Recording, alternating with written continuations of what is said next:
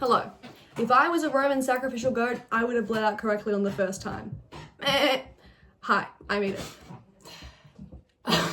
Hasdrubal, Hannibal, Hamilcar, Hamilton, Cara.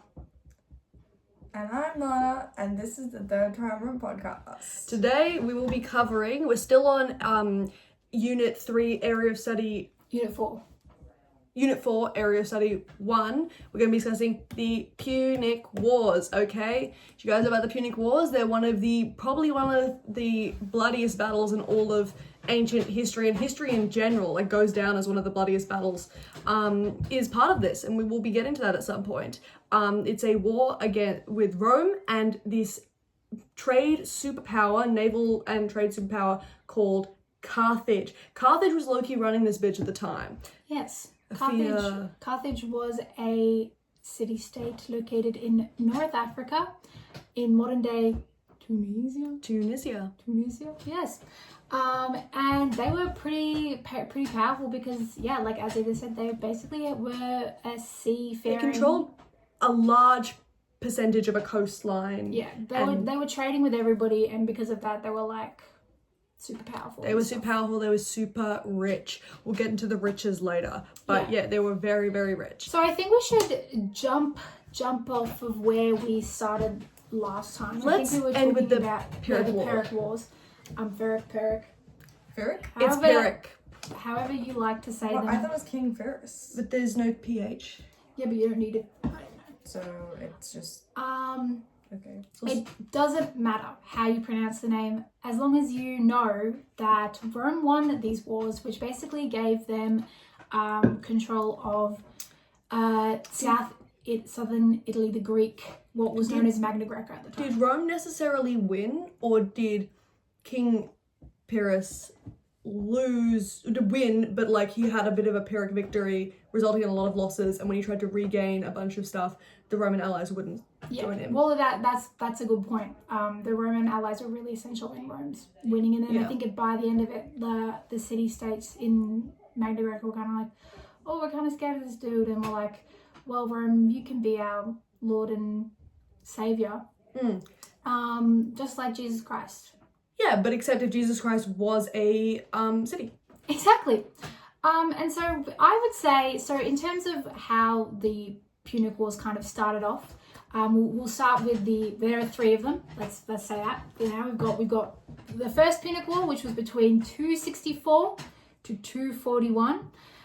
Then we have the second Punic War, which was between 218 to 201. And then the third and final Punic War, which was between 149 to 146. Now, you may be wondering, how did this all start? How did Rome, who was kind of, they were growing influence, they were growing power, but how did they come into contact with such a crazy, large and powerful city-state like as Carthage at the time? Should we reflect back to Greece and we think about, it's never normally direct conflict between the two, but instead the aiding of a city-state that the other one was trying to conquer, and they were like, yo, what the fuck? We think about like the Ionian revolts, like Miletus, like Athens came to aid Miletus, and then Persia was like, what the bitch? This is the exact shit that happened with Carthage and Rome. Well, yes. So essentially, right, so Rome is currently feeling a little bit territorial after the Pyrrhic Wars. We've already, they were like, this is kind of my land. And so in 265, 264-ish, this guy named Hero II of Syracuse, was trying to take control of this place called, I think it was Messana, yeah. Which is sort of like in the Campania region. Yeah. Campaign Maritimes. Yes, and so which is currently under control of these guys called the Sons of Mars were from the Campania region. Got my little dates, got my little geography mixed up. Interesting, because why does everyone just assume they're the Sons of Mars? So true. And also, why is Mars such a deadbeat bitch? Like, why the I know. fuck? He's having kids all over the shop. Genuinely. Mars got a bunch of baby mamas, I'm sorry. Like, Mars is actually fucking deadbeat. That guy does not pay child support. No, as we can see from the Romulus. Wait, so where were the children of Mars? So the Sons of Mars were in where were they? It was a city, Messana. And so here, like, he comes in and he's like, hey, I want this land, and then so they called for the Sons of Mars were like, Rome, can you come help out? And Rome was like, oh yes, we'll get glory yes. and riches, and I'm a consul right now. And you have to remember, guys, if you're a Roman consul, you want glory, you want riches, you want to be remembered. Well, and as we've seen from the Pyrrhic Wars, Rome was like, we need to consolidate our hegemony over the Italian peninsula. And they're like, well, the Sons of Mars are from the Campania region, so I guess we do kind of owe it to them for us to come and help out. And so they did. And because it was kind of a flippy-floppy situation from what I remember. It was like initially Syracuse came and then they called for Carthage to come and help get Syracuse out. But then they got scared of Carthage because they didn't want to have Carthage control. So when Rome was debating coming and helping out the Sons of Mars, they knew that there was a possibility that they would become directly involved with Carthage. And that was kind of how it started. And so there are a few battles, but one of the main key takeaways is a big thing that happens in a lot of ancient wars and stuff like that, like big ancient wars, that we've noticed as a key theme, which is the construction of a navy. Yes. Construction of a navy, and that happened in 261 to 260. Basically, the Romans constructed a fleet, a naval fleet, and they decided, hey.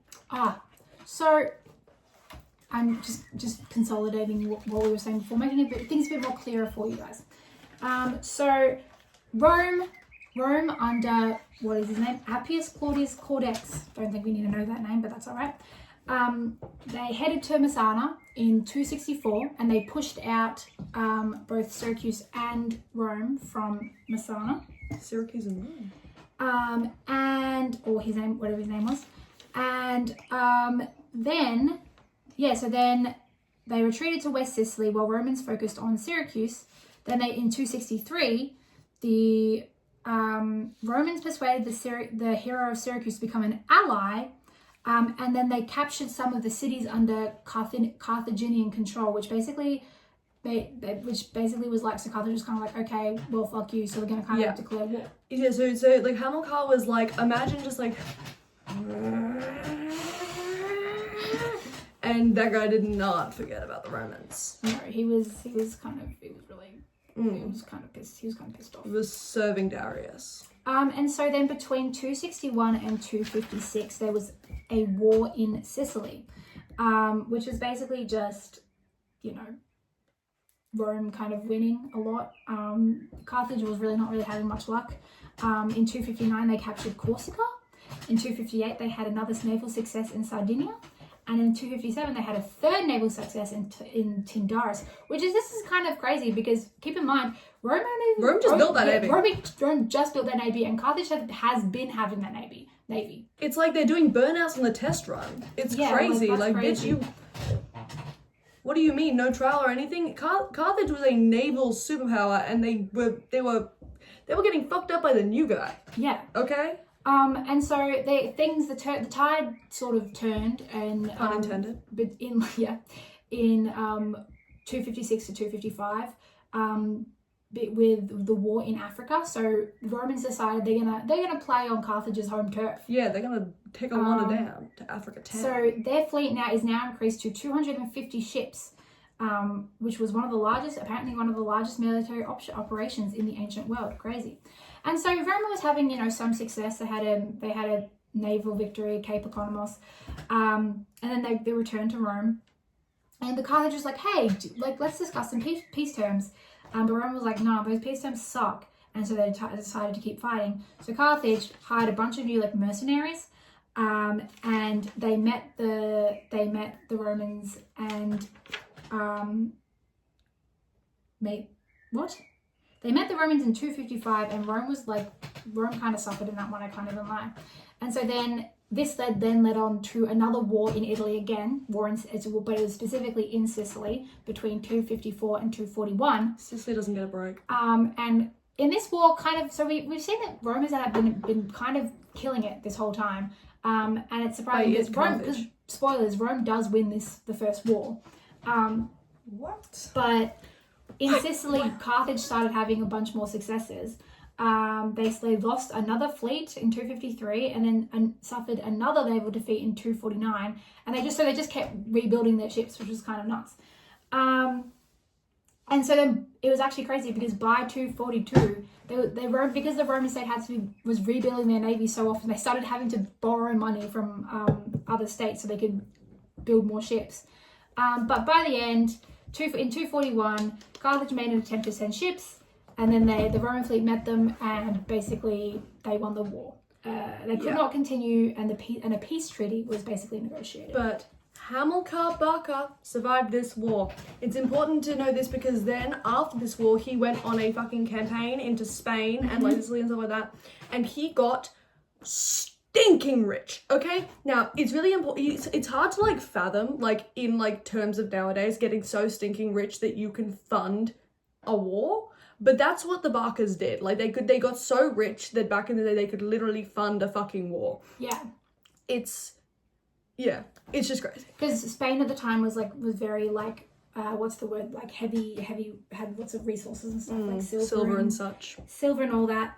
And so in the sort of the period between the two wars, actually before we do that, Lana, do you have any questions that need answering to maybe clear up some points? I have lots of questions, but I also don't really know what's... Please, ask away. Like... Do you need to clear up a timeline? Where's the point of confusion? I don't know. That's all good, bro. It's all good, bro. If you've got any other questions, feel free to jump in. The main takeaway from the First Punic War is that Rome won and Carthage was kind of mad about it. Yeah, so the rivalry between Carthage and they sort of had this sort of like unfinished business. They did not get closure for this war. Like Carthage is still fucking pissed, and obviously because Hamilcar, he's vindictive as fuck. And you think, like, imagine Darius when it comes to Athens. Like, it's like, remember the Athenians, except it's Hamilcar, like, just drilling into his son, going, we hate the Romans. We hate the Romans so much. Okay, you hear this? You hear this, Hannibal, my son? We hate the Romans. Now, I'm gonna go off to... Where'd he die? He died somewhere. He died. I'm gonna go off on a campaign real quick. And I will be back for dinner. He was not back for dinner. So he went for milk and never came back. And then Hannibal is like, he's like, I've got to continue my father's legacy. Goodbye, Papa, please pray for me. And he's pissed. He's pissed. Yeah, so for Rome, right, this victory was really important because obviously at this point, Rome is obviously a major power in Italy, but their influence on the rest of the ancient world was kind of lacking. But this victory against Carthage sort of emboldened them to really consolidate their influence. So in the Mediterranean. So they started fighting wars against Illyria, which are kind of irrelevant, but that just shows that they were, ready to expand. And how confident did they get? They got really confident. So confident that they in fact they forced Carthage to surrender Sardinia and Corsica. So by this point now that their territories, Roman territories, sort of consist of mainland Rome, Sicily, and also Sardinia and Corsica. I'm pretty sure they have Sicily, but I could be wrong.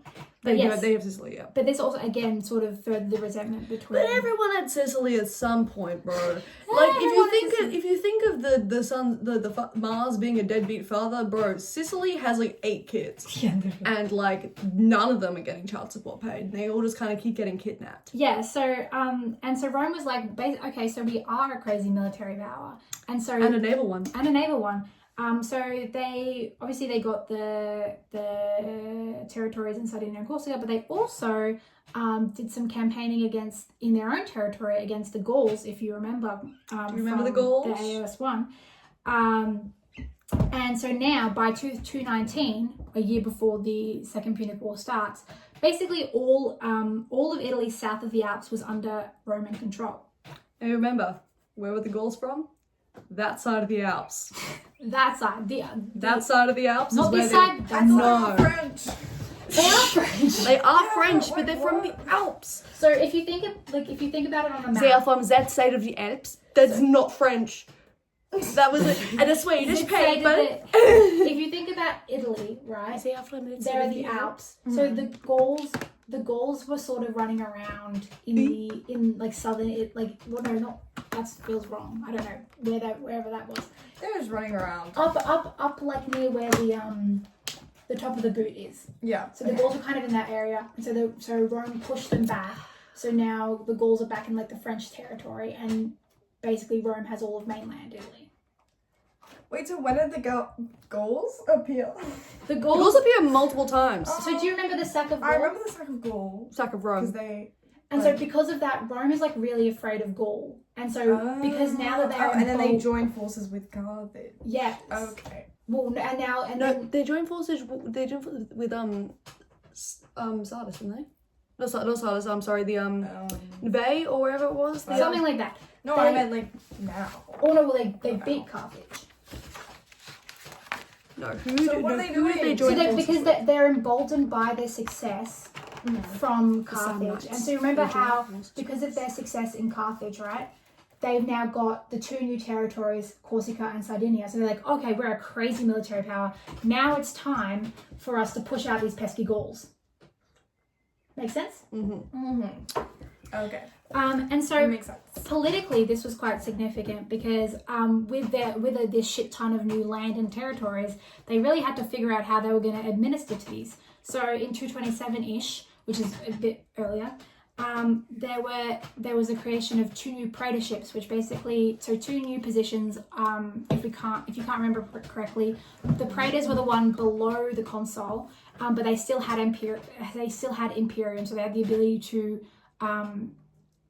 have an army and like administer the territories. Yeah. So that's sort of evidence of Rome's adjusting their sort of policies, their sort of administration, their political, whatever that word is, to try and adjust to their new territory. Yeah. Shall we discuss the second Punic? Oh yeah, sorry. Yes. Sardinia and Corsica were actually the first provinces, and Sicily, Sardinia, and Corsica were Corsica or Corsica. Corsica. Yes, Corcyra was the Greek one. Corsica was a Greek one. Were the first Roman provinces. So that was Rome sort of experimenting. They were like, how are we going to deal with these massive fucking thingies of land that are not on the mainland? They're, far away. Oh, we'll make them provinces. Oh, So would you consider this part of maybe the start of the Roman Empire? I would consider that, in fact. And so, yes, so Hamilcar is in Spain. The Great. And he's dead, and Hannibal is now angry as hell. He's consolidating all his father's, thing in like successes in Spain. I mean, Rome is kind of getting a little bit scared. Yeah, because we have to remember that Hannibal was a quite prolific military leader. Like all of these very famous campaigns where a lot of his military strategies involved things like surprise attacks and jump scares. But even so, just the immense influence that the Barcids had in Spain was enough to scare the Romans because they were growing super rich and they basically had that whole area under their control. And so Rome sort of was like, they negotiated a treaty with Carthage. It was basically like, please, do not cross the river Ebro. If you cross the river Ebro, we're gonna wage war on you. And the Carthage at the time was like, okay, fine. But Hannibal was like, you know what? I'm not done with you, Rome. You killed my father. You killed my father. You destroyed everything that I love. And so what I'm actually going to do is I'm going to seize Saguntum, a city that was, guess what, across the river Ebro. I thought it was the word Erbo. What?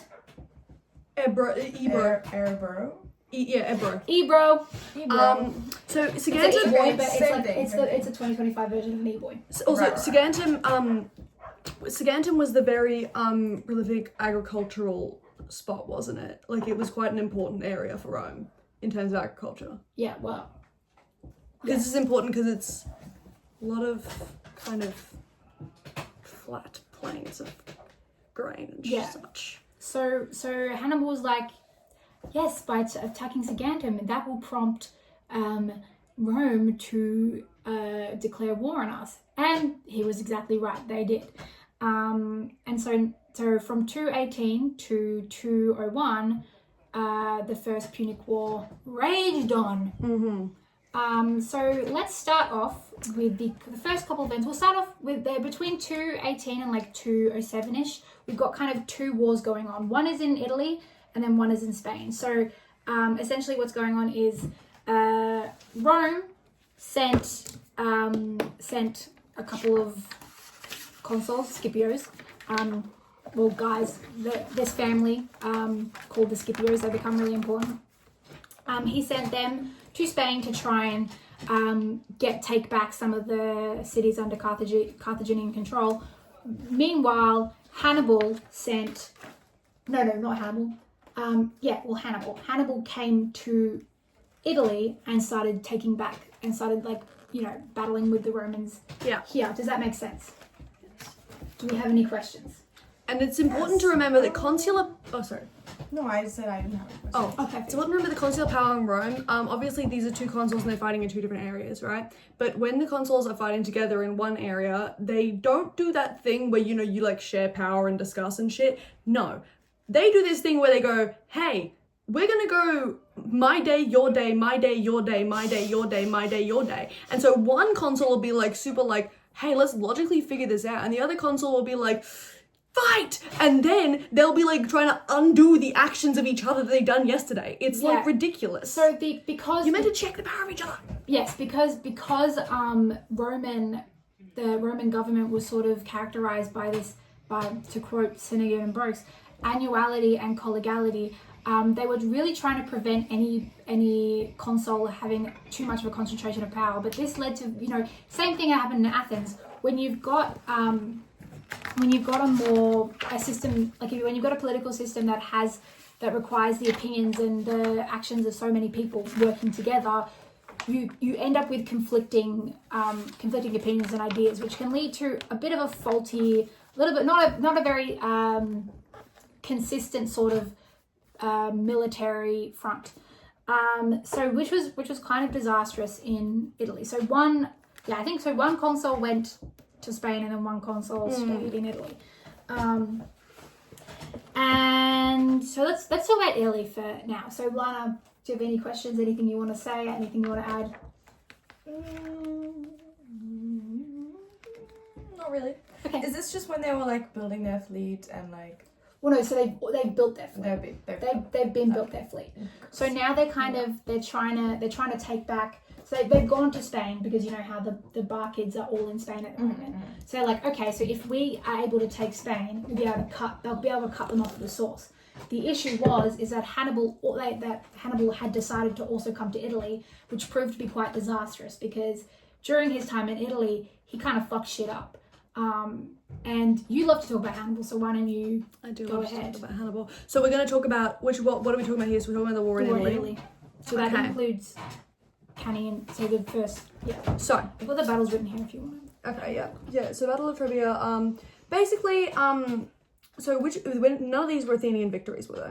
No, none of them. None of them. It's important to know that Hannibal's battle strategies were very complex, and there was specifically the Battle of Cannae and all of these things, there's so many different rumors as to how Hannibal knew what the Romans were going to do or stuff like that. And it's important to also know that with Hannibal's crossing of the Alps and stuff like that, the elephants are irrelevant. They're not important. Elephant irrelevant. Okay, they don't matter. But what is important to know is that the Roman army outnumbered the Carthaginian army, but the Carthaginian cavalry was about 1,000 cavalry more than the Roman army. And the Roman army got cavalry from all of their provinces. They were meant to give about 3,000 cavalry each, but the numbers don't really reflect that. But yeah, so basically meeting on the battlefield, their Roman army was larger, Carthaginian cavalry was larger. This is important for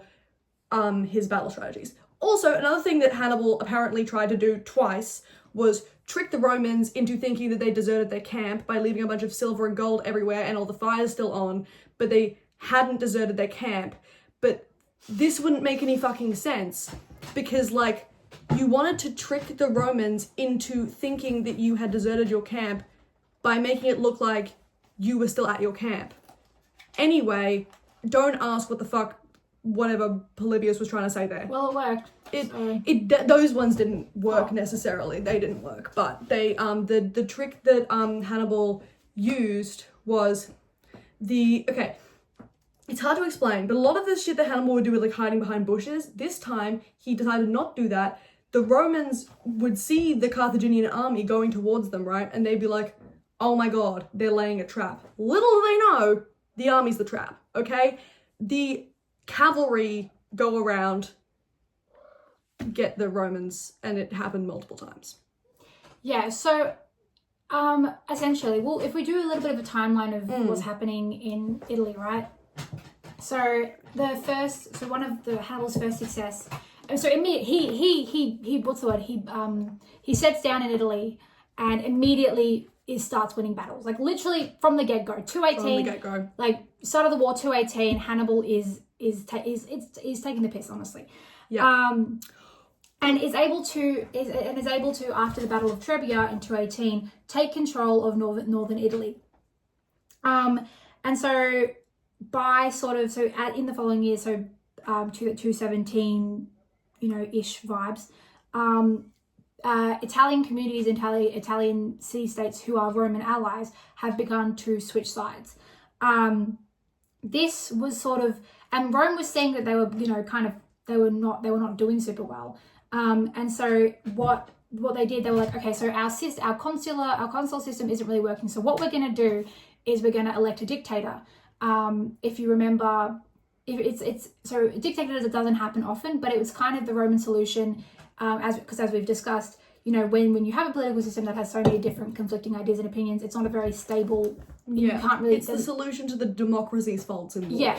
However, for some, like the guy that they appointed to dictator was kind of shit, and his whole strategy was to just run away from so they would his whole plan was like, we'll go around and try and take back the things, but then anytime we're confronted by Hannibal's army, run the other direction. So yeah, that was, which I will say, what was his name again? Fabius Maximus. Fabius Maximus. Okay, so basically the thing about Fabius Maximus is that the other guy, so the other consul during this time, which was Paulus, but like Fabius Maximus and Paulus kind of shared power, and then Fabius became dictator. We have to remember that Polybius was besties with Paulus's grandson.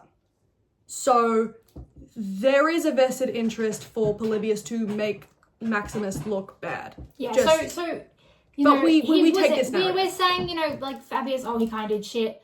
But also, did he really do shit? But what we do know is he was dictator for a little bit, and then he wasn't even for the full duration. He did it, and then they were like, this is not working, so they went back to the consuls. It's also important to remember that by the Battle of Cannae, because the Carthaginian army had so many victories in Rome, they'd low-key taken a fuck ton of the Romans' armor and shit, so they looked pretty much indistinguishable from Roman soldiers. I think before we touch on the Battle of Cannae, Lana, how are you going? How are you tracking for understanding? But I feel like I don't need to know everything. No, you don't really, in terms of battle strategy and stuff, it's not as important. What is important to know is that Hannibal was just kind of, he was doing crazy good. But what was interesting, I think, about, so the battle before the Battle of Cannae, the Battle of Trasimene, the victory against the Roman was so obscene that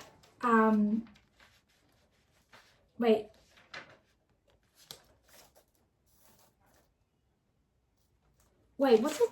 Was it after Cannae that he should have marched on Rome? Or was it before? It was after. Because it was saying, however, unable to display his victory, he could not perceive Rome. Oh, but yeah, so never mind. So by Trasimene, a bunch of the Italian communities had switched sides. When was the Battle of Trasimene? 217.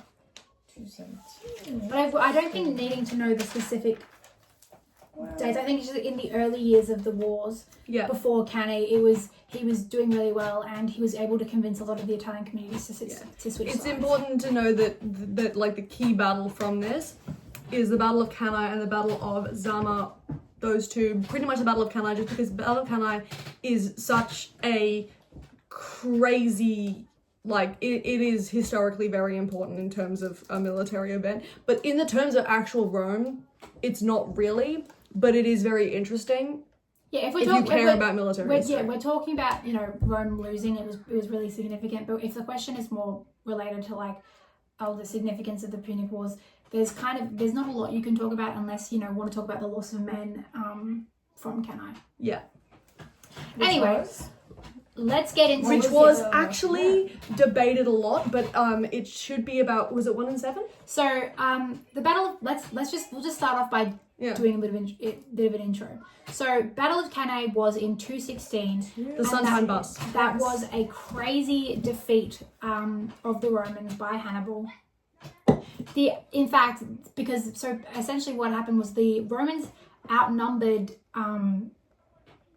Hannibal's armies. Apparently, so what it's saying here, 4-1. So it was like the largest like military or like operation that Rome had put together at the time, and they still lost. Yeah. And so the number of But it's important to know that the Carthaginian cavalry outnumbered the Roman cavalry by about 2,000. Okay, period. But so the numbers of men lost were so extreme that, as Hoyos said, 1 in 7 Roman men of fighting age who were alive in August 216 were dead. No, sorry, 218 were dead by August 216. So that is a lot. That's a lot of guys. It's a lot. But once again, guys, also remember, any histories written about that, specifically Appian and Polybius, were writing their histories about 50 years later, so they were able to kind of interview people and like who were actually there. But then if you look at, like, for example, who's the other guy? Plutarch. He was writing it in CE. Yeah. So it's sometimes the numbers don't match up. Yeah, between unfortunately, guys, we historians. weren't actually there. Unfortunately, so we don't actually know. I'm working on something. It's not legal right now, but we will get back to you once we figure that out. Yeah. And also, maybe we just what if Hannibal did march on Rome? Good question. Because he did. wrote the 50,000 to 7,000 people were killed. So is that also 50,000 to 7,000? 17,000, I bet.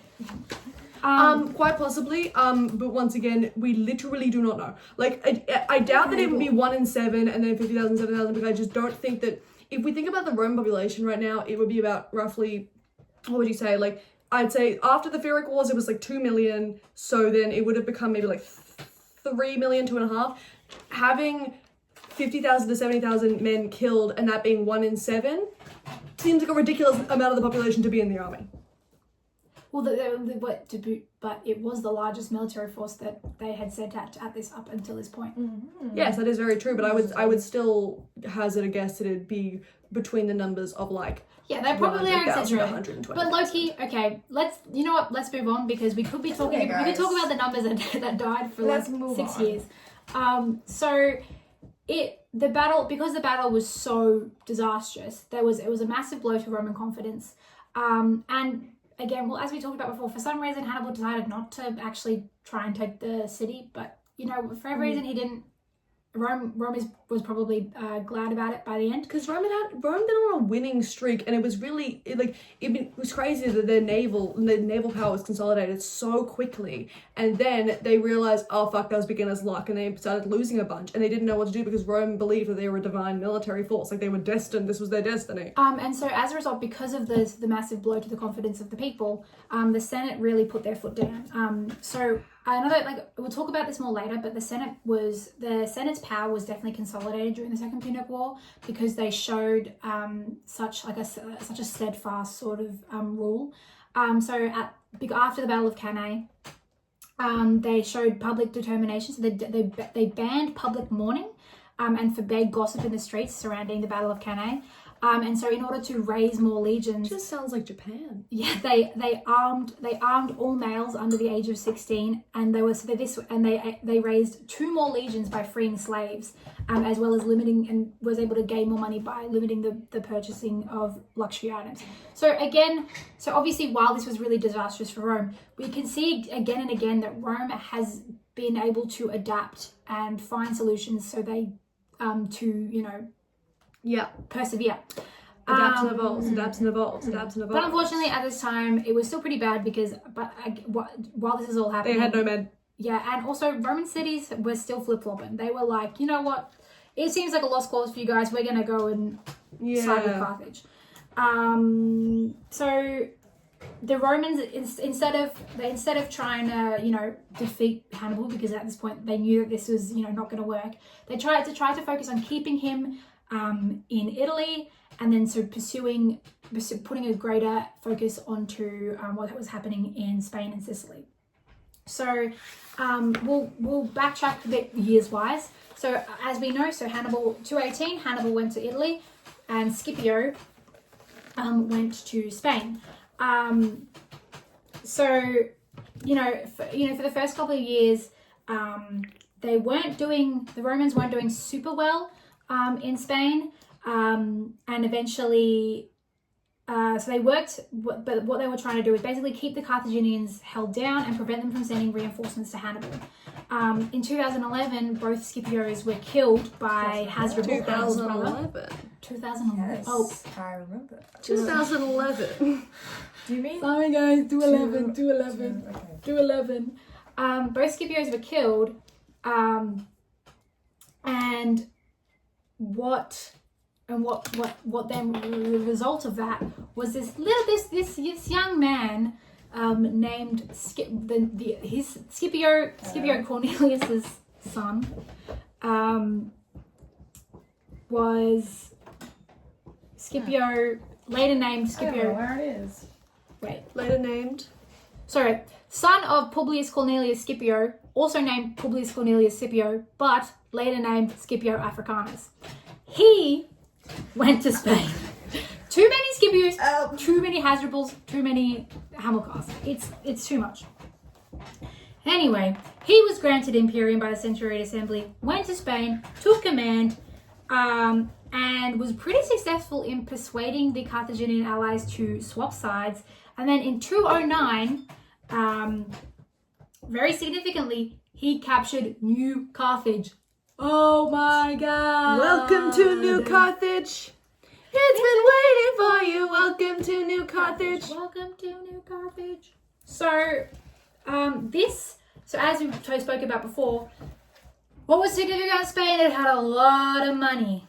And so by capturing the capital of the Barcid sort of, whatever, the Barcids,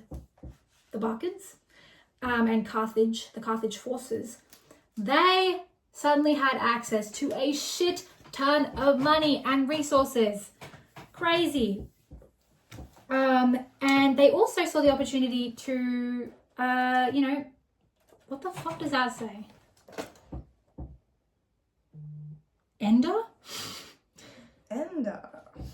Anyway, he was just like, he was free. He released Spanish hostages, which made him more likable by the locals. So by sort of 2008, Hannibal is running out of men. Scipio has control. He's going through them too fast. He's He's doing a lot, but because he's not been able to get any reinforcements, he's running out of men. And so Hasdrubal was like, okay, guy, okay, it's okay, brother. I'll come and he's like, okay, let's mime the phone call. I have no more men. It's okay, bro. I will get you some more men. I'll More men. And I will cross the river and I will get some more men to you. Does that sound good? Thank you. I'll try really hard not to die in the Make process. sure they don't get wet. I can try. but you know. See, now Hannibal's used to better service than this, but he's kind of got to do what you kind of got to get what he has at this point. Like he's been really running through them men. Like it's crazy. But unfortunately for Hannibal, as Hasdrubal's trying to cross his reinforcements over, the consul at the time, Claudius Nero, not the Nero that we know. Not Emperor Nero. They found out their plan and cut them off and basically destroyed the reinforcements and killed Hasdrubal. So Hannibal is now low-key fucked. Because he has no men, he decides, okay, you know what? By 2007-ish, he's like, okay, I'm going to retreat. So he basically just sort of retreats to like the south of Italy and just is sort of there for like 4 years. So that sucks for him. But guys, this might be a stupid question, but who is Hasdrubal? Hasdrubal is Hannibal's brother. Okay. The other son of... It's like the Kardashians. Yeah. Like you think, like that's why they have like Chris, Kelly, Kendall, names. Hamilcar, Yes. Hannibal, Hasdrubal. If we put this up on the screen, Hamilcar, Hasdrubal, Hannibal. Hannibal is is Hannibal. Stop tickling him, bro. Hamilcar. No, okay, now you're fingering him, bro. That's no. Go on. Anyway. Free my boy. Free my boy, bro. Anyway.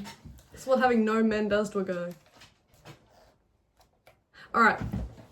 So meanwhile, Scipio, still in Spain, is winning but he basically he's taken Spain. He's won the last major battle at Aleppo in like 2008. And so in 2006... Yes, 2006.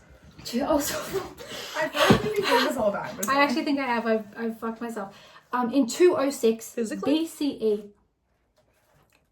Wouldn't you like that? I don't know if I'm involved in this situation. I'm trying to... Okay, yeah, let's continue. So in 2006, in 206 BCE, Scipio is elected consul, and he's like, you know what we're gonna do? We're gonna attack Africa, Carthage's home ground. And so in 204, he lands on in North Africa with 2 legions that were actually the disgraced survivors of Cannae, believe it or not. And at this time, the Carthaginian Senate is kind of like, we're fucked. They're like, Hannibal, this is the Carthaginian. Hannibal, please. Hello? And at this point, he's got no men, so he's pulling a fucking Jon Snow out here with the one sword. He's just like, Hannibal, Hello? pick up. Oh, Hannibal, we need you to come back. We've been trying to negotiate peace with the Romans, but I don't think Scipio is taking us seriously. He keeps saying, yeah, of course, we'll have a chat about peace. But I hear him talking to his fucking legions, bro. It doesn't look good. Please come back to Carthage as soon as you can. Okay, I'll be right there. And so in 202, Hannibal comes back to Africa, and the 2 forces, the last of the Carthaginians and Scipio leading the Roman legions, met at the Battle of Zama,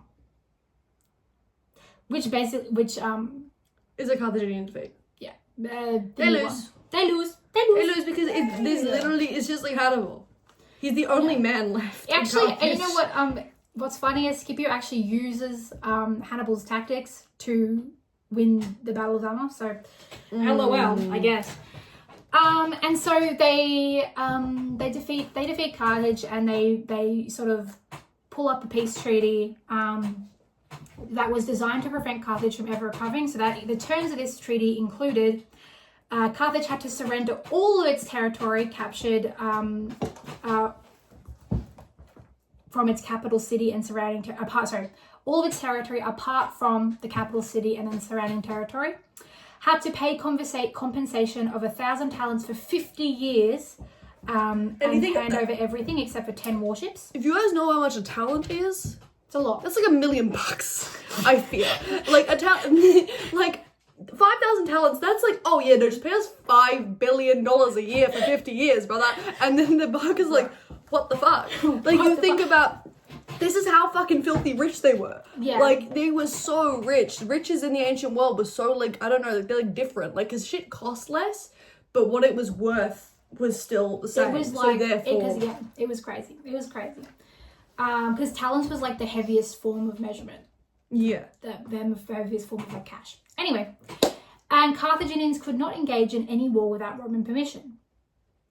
This then, and then also significantly, the neighboring. So Carthage is right here. There's a neighboring kingdom called Numidia, which became an ally of Rome, which is kind of annoying for Carthage because what Numidia did was just gradually just sort of take. You right there? Oh shit! No, I fully zoned out. What? Numidia was just over time just sort of gradually just took more of Carthage's land. So Carthage is now like this and Numidia is like this. And Carthage just can't do anything about it because Rome is just siding with Numidia on everything. So before that becomes a factor in the start of the Third Punic War. But before we get into that, let's talk about the significance and consequences of the Second Punic War. Lana, before we do that, do you have any questions you need answered? No. Amazing. Yay. So I feel like I've been talking a lot. Please. Okay. Yes. More consequences arose for plebeian office holding. What? More consequences arose for plebeian office holding, Yes. military command, and social progression. Yes. Yeah. So yes. Citizens got farmland that was confiscated, the power of the prestigious oligarchic families re-emerged because you have to remember, guys, they need money. Yeah, so politically, right, what's going on? So Rome has just won a huge battle, gained a shit ton of territory and a shit ton of money and trade routes, right? And so because this victory was so great for them, it really consolidated the power of the Senate. So now everybody in Rome's like, yay, Senate, we love you, Senate. But unfortunately, as the rich grew wealthier, what tends to happen is they sort of, what's the word? Overpower political spaces. So by sort of the 2nd century BCE, second century, Rome kind of has by the end of the 2nd century BCE, Roman government was in the hands of only like around 20 senatorial families. Yeah, and you also have to remember that this is a theme that carries on. To enter the cursus honorum, oftentimes you have to be rich. And this sort of kind of like, it was very much instated at this point, but it very much like wasn't removed here. It was increased. And that's why the fall of the Roman Republic happened. So maybe the start of the fall of the Roman Republic was here. Truly, I believe that to be true. But before we get in, I think there's what we can talk about in terms of Roman gains. They by this point, so they start to reach their hands out upon the rest of the Western world because they're like, we have so much more money and power now. So they wanted. So there was the Illyrian Wars. When they sort of came in contact with like Greece and stuff, and there was like the Fourth Macedonian War. But what's kind of important is the Roman territories by this point. So,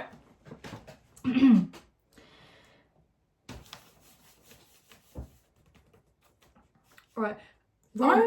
I'm gonna go pee once we finish this and get to the third. All right, all good. Okay, so by 2nd century BCE, Rome developed a much more forceful posture in the East, and a determination to bend the Greek world to its will. That's a quote, I think, but I don't know who from. So by the after following the Fourth Macedonian War, their territories now consisted of. It doesn't actually say. Well, yeah. Oh hell no, boy! You're not Never talking mind. cliffhangers. Never mind. We're gonna talk about that Guys, later. we'll get back to it soon. We'll get back to that. You know what? Let's just take a break because I'm trying to say too many things at once, and I think it's probably better if we take a break and then come back, and I'll be more. What's the word? Okay, hi guys. We're back. Discussing the Third Punic War now. Just as a little recap, we have to remember that Hannibal didn't march on Rome after the Battle of Cannae, and they were defeated at the Battle of Zama. This left the Carthaginian force very depleted. They didn't have a lot of men, and then the Third Punic War, it kind of starts with Carthage kind of recovering. So yeah, essentially, but in the 50 years that Third Punic War, 149 to 146 BC. Yes, good. What's the word? Checking. So if you remember that it finished in 201, that's the second one. So it's been a while. Carthage have had like 2 generations to fucking like rebuild their force. So I remember they're paying the compensation, like the peace treaty in what's the word, details that they have to pay compensation every single year, and they're slowly losing land to their neighboring city Numidia. And so by 151 BCE, they finished paying all their compensation to Rome, and so they're like, okay, so the treaty's actually come to an end now. And so what's the first thing they do? They attack Numidia. Rome is like, okay, hold on, what the fuck? We did not say that you could do this. And so immediately declared war, and Carthage, as a response, immediately surrendered. But Rome was like, okay, but I've lost all trust in you. And so when they discussed peace terms, they basically were like, very, very, very harsh. they were basically like, oh, you're gonna have to move your city-state away from the sea, and basically just what's the word, surrender. Like the peace terms basically outlined what the peace terms outlined was basically like it destroyed everything that Carthage was as a city. So like even though they were still, it still like allowed them their name as Carthage, they weren't that a superpower anymore. It was basically destroying everything that they were as a city. And so the Carthaginians basically decided, you know what, we're not going to go down without a fight. And so they were like, you know what, let's do war. And they managed, and so Rome besieged Carthage, but Loki, they weren't very successful in like for the first couple of years. Like Carthage was actually holding out pretty well. And it wasn't until Scipio came in, Scipio the third and final, Same name? Scipio Aemilianus Scipio Aemilianus came in, as well as and Africanus. the grandson by adoption of Scipio Africanus was appointed consul despite his ineligibility, and increased the pressure. And then in 4146, Palmer, Bellingham, Saka, Scipio, pressure? What pressure? Pressure is for tires. and so 146 they broke through the walls, and then after a couple of days of fighting, Carthage was destroyed. They surrendered, and the city-state as we know it, I'm talking destroyed. Rome after Gaul. I'm talking ruins. I'm talking it like years later in like 133 BCE. This guy would be like, hey Loki, you know those like the fucking ruins of Carthage? Why don't we build something out of that? And then the Senate were like, no! Yeah, they fully took down the entire city. And so if we go back to what I was trying to say before but failed miserably at doing in terms of the impacts, following the Second Punic War and sort of during this sort of the second century, I don't really know, BCE, they were expanding their influence. The Macedonian Wars sort of had given them given them a bunch of like allies in the Greek city-states. And also overseas territories, which is really important. And then also the social impacts of this was that because Rome had gained so much wealth, that the wealthy Romans started living sedentary lifestyles. They started becoming stagnant lifestyles, like sort of like imagine chaise lounge grape, which is against Roman values. Yeah, Roman Republican values. So they what's the word? They were exploring more of the East and like the Greek. They sort of adopted like the more of the Greek ways of life, which are very much anti-Roman Republic. Yeah. Because like we think back to who was the really this is the Roman Republican guy, the one who killed his own like son. Was it Brutus, the one who killed his own son for the rape of Lucretia? Yes. Like, think of him as like the pinnacle of the Roman Republican lifestyle. What's happening right now is he would look down on these people and go, you guys are soy boy better cucks. Especially if we think about it from like the start of the Republic, like the whole idea that like they were fighting to get farmland for like the soldiers, right? Like like they were fighting to get more territory for the farmers and stuff like that, and they were dividing it equally among the citizens so they could get more soldiers, right? What was happening because there was again so much devastated farmland in Italy because of Hannibal. A lot of the farmers that returned from the Second Punic War were like, we don't have a farm. Where my farm at? Which was exacerbated because the senatorial elite at the time just bought up all this land and created these massive estates called latifundia. And so this led to a massive population growth in the city of Rome because a lot of the farmers, the displaced farmers and the unemployed from the Second Punic War moved to the city looking for work. They moved next door. And so agricultural production as a whole sort of really declined. Yeah. So the city of Rome, like the urban area of Rome, began a really massive poverty problem, which it continued until the end of the Roman Republic. I think that was a thing of Caesar who just moved all the poor people out. And at the same time, Rome as a city, was had gained a shit ton of wealth. So they founded 2 more provinces in the territories of Spain. So further Spain and near Spain. Dumbass fucking names, by the way. At least they're not Alexandria. And so then with some of the other states, they had like again that foreign policy that Rome loves so much. So like states like Spain became provinces, but with other cities and stuff, they were